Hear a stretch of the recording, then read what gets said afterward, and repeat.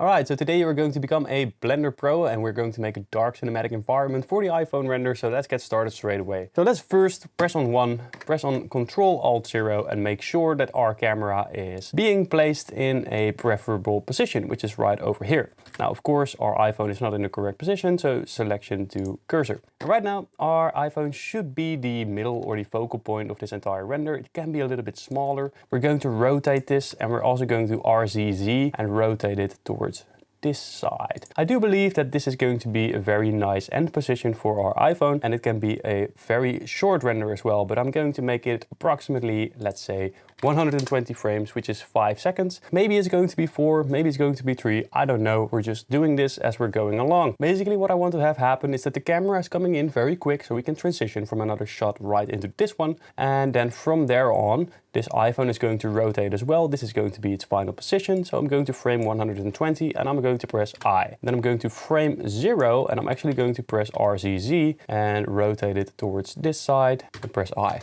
So now it is simply rotating like that. Of course, this is not very good looking yet, but first we're going to do the camera animation, and I want it to be ending right over here. So I'm going to press I, and I'm going to frame 0. I'm going to go backwards just a tad bit, like that.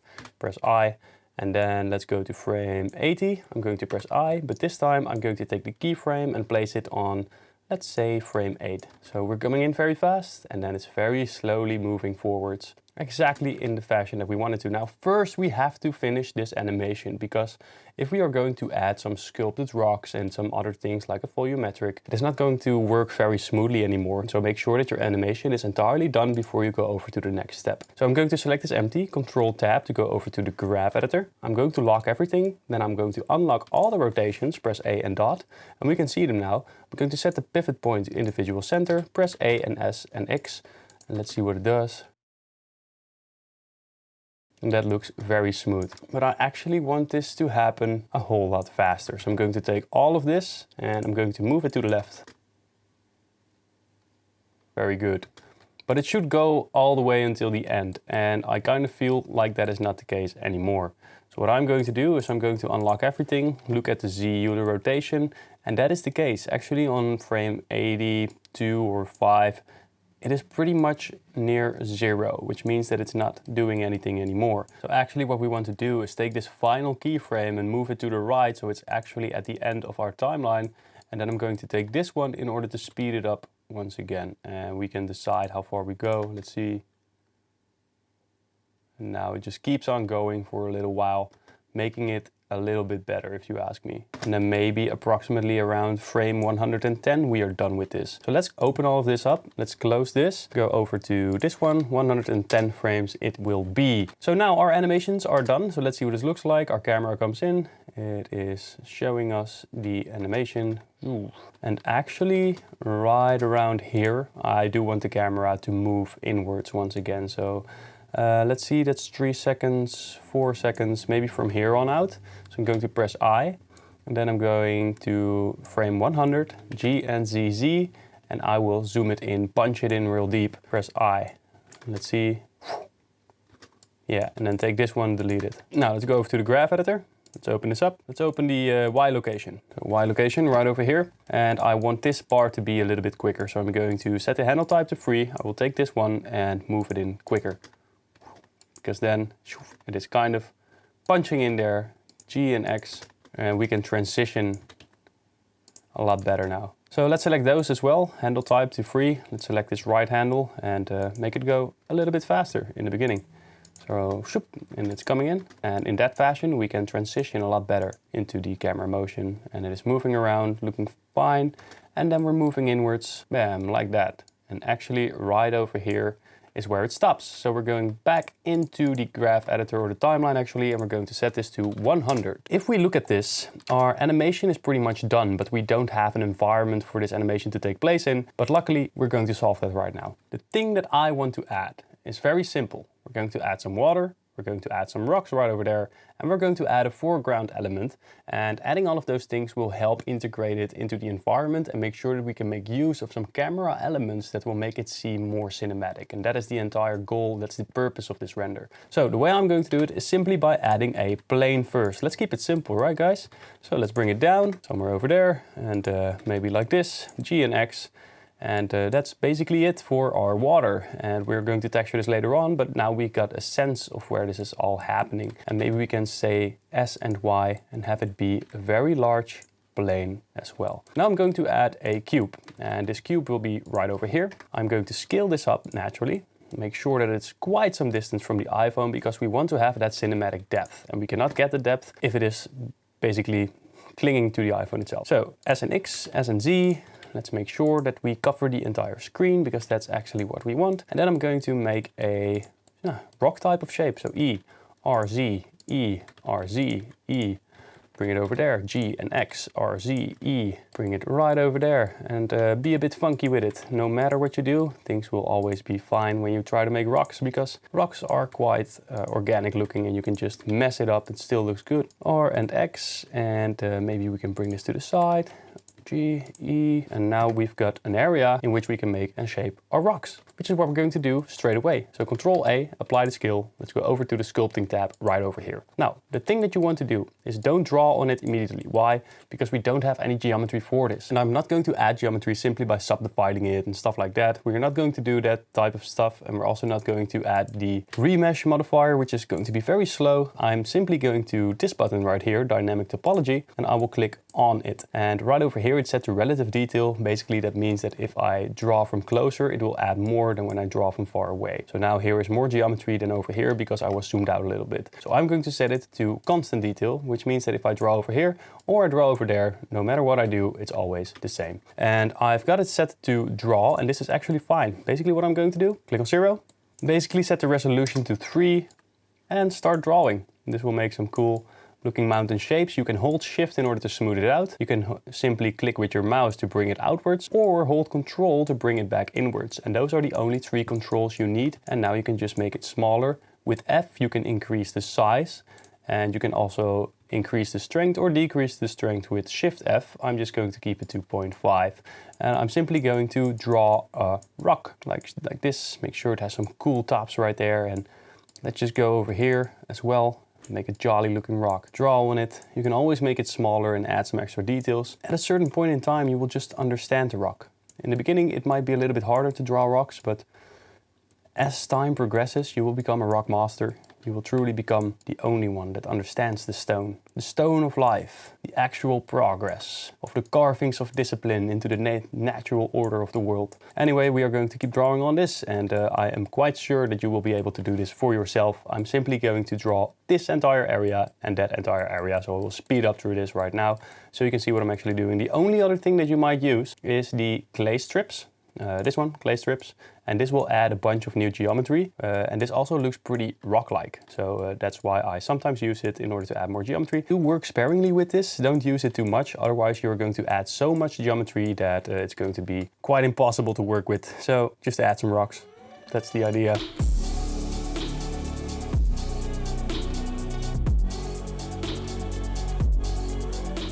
Alright, so this is what my rock looks like right now, and that's a pretty good looking rock if you ask me. So I'm going to press on 0, and going back to the layout, our rock is pretty much done, but as you can see, it is only serving us with a background. So I'm going to scale this inward just a little bit, maybe bring it down as well, just a tad bit, and maybe scale it up on the Z.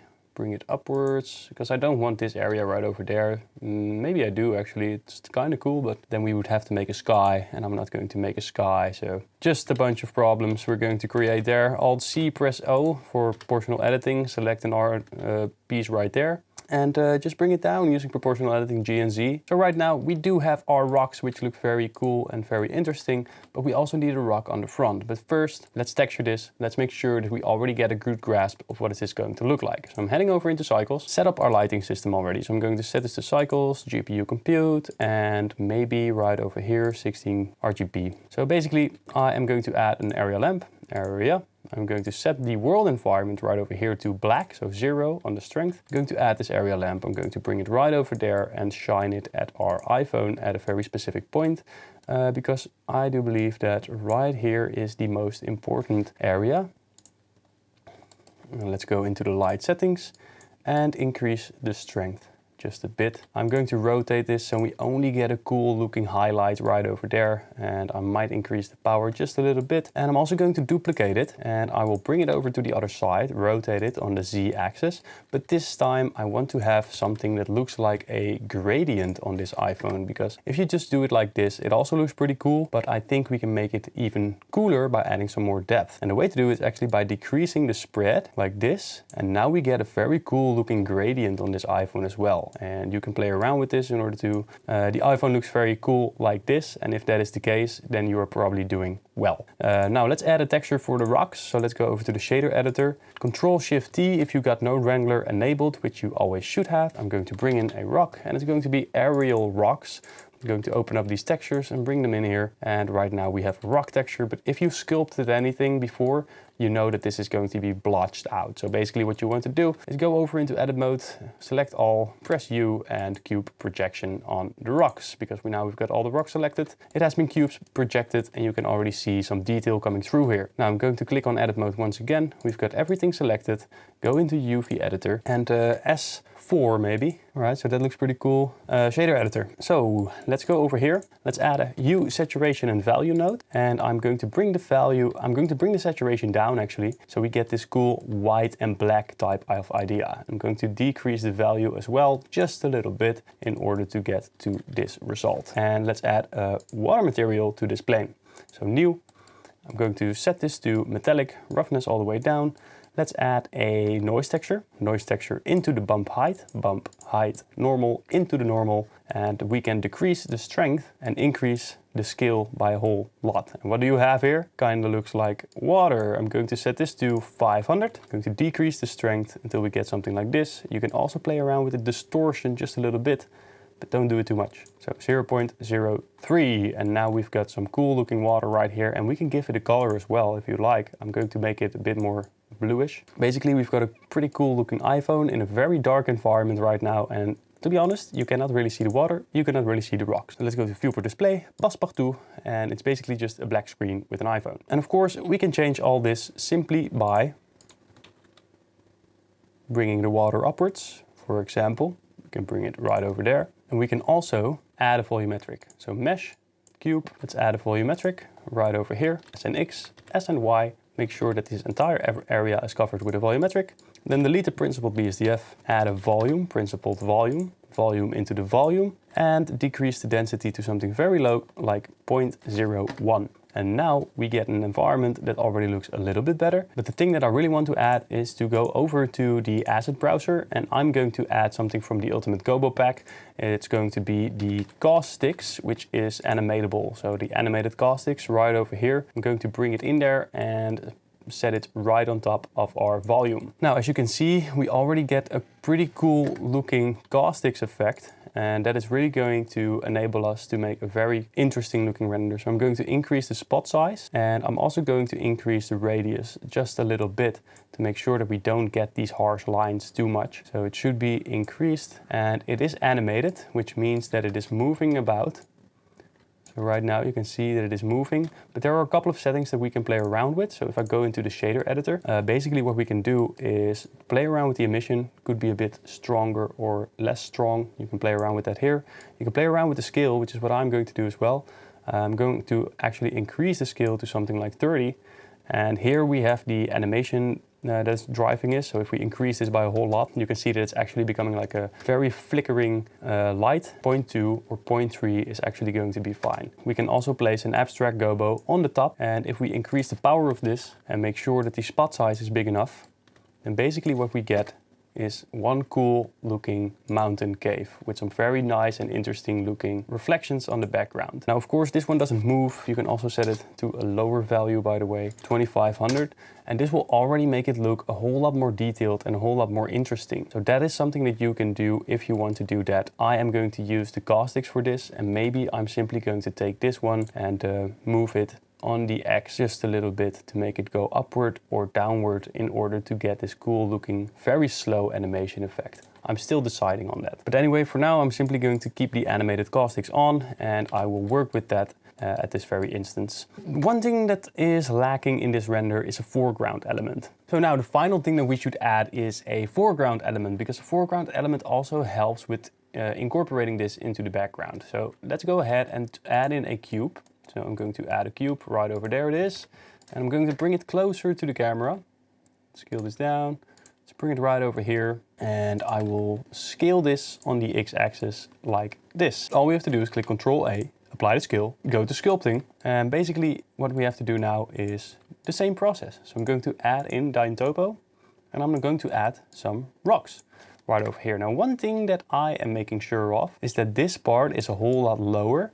So in the middle, where we actually want to focus on the iPhone, it is going to be lower. But on the sides, we're going to fake a vignette by modeling it in that fashion. And in that way, it will also be incorporated a bit better into our 3D render. So keep that into account when you are trying to make this. Don't make a big rock right here in the middle that's going to detract the attention from the iPhone. Make sure that our center of attention is on the iPhone. Because right now you can also see with the lighting that we added, I placed it right over here, but a little less over here and over here. So now it has been vignetted, and the same we're going to do right over here when we are drawing on this cube. When we want to add more detail, simply increase this number. And that's exactly what I'm going to do right now. I'm going to add some detail to this wonderful looking rock. So let's go ahead over to the layout tab, and all I want to do now is select this rock. Let's make sure it's selected, and then I'm going to select our cool looking stones and then go over to material, copy material to select it. And right now the material is also on this one, but as you know, when you sculpt something, it's going to be a blob. So we have to change that. Go into edit mode, U, cube projection, go into the UV editor. Let's have a look at this. A and S5, and maybe that will be good enough for our rock material, and that already looks very cool. So let's have a look at this. I'm going back into the sculpting and I want to bring this down just a little bit, and now we have some focal points that are pointing towards the iPhone, giving us even more direction. There you go. That looks like a pretty real rock to me. And now all we have to do is add a empty. I'm going to set it to arrows because we can always see those easily. Then I'm going into the camera and I will go to depth of field and select the arrow empty. So empty 001. And if we decrease this, you can actually see that we get this bokeh effect right over there. But you don't want to do it too much. So I'm going to set it to 1.1. 1.3, and this seems like a pretty cool looking render to me. Now there's one more thing that you can do if you would like. You can also take a light right over here, area lamp, and let's bring it towards the rock like this. And you can make sure that the rock has a little bit more depth in it by having one light come from the side a bit more diagonally, maybe like this. And now you can actually see the depth that is going on in the rocks itself. So if you turn this off, you cannot really see it. Doesn't really matter. You can do whatever you like. I'm going to make it very subtle, something like this. So we do actually see something of our sculpting work, but not too much. So it doesn't detract the attention from the only thing that's giving light in this area, and that is the middle with the iPhone especially. And there's actually one more thing that we can do if you truly want to be detailed with this. Go into the water, go to the shader editor and set this to 4D. Then open up a timeline right here. Timeline, go to frame 0, press on I, and go to frame 100 and press on 0.1 maybe. It's moving way too quickly, so it should be 0.005 and then press I. And let's see what it does. And now it is moving very slowly, and that gives it a little bit of that extra vibe that you might like about this. So I hope you enjoyed this tutorial. You can get the ultimate Gobopack on Gumroad or Blendermarket if you like. And right now I'm going to render this out. Click on subscribe and I'll see you in the next one. I get the money and it's right on cue. Keep the duffel bag up inside my coupe. Hold a couple racks, tell them I love you. You wanna be a boss, do it like I do.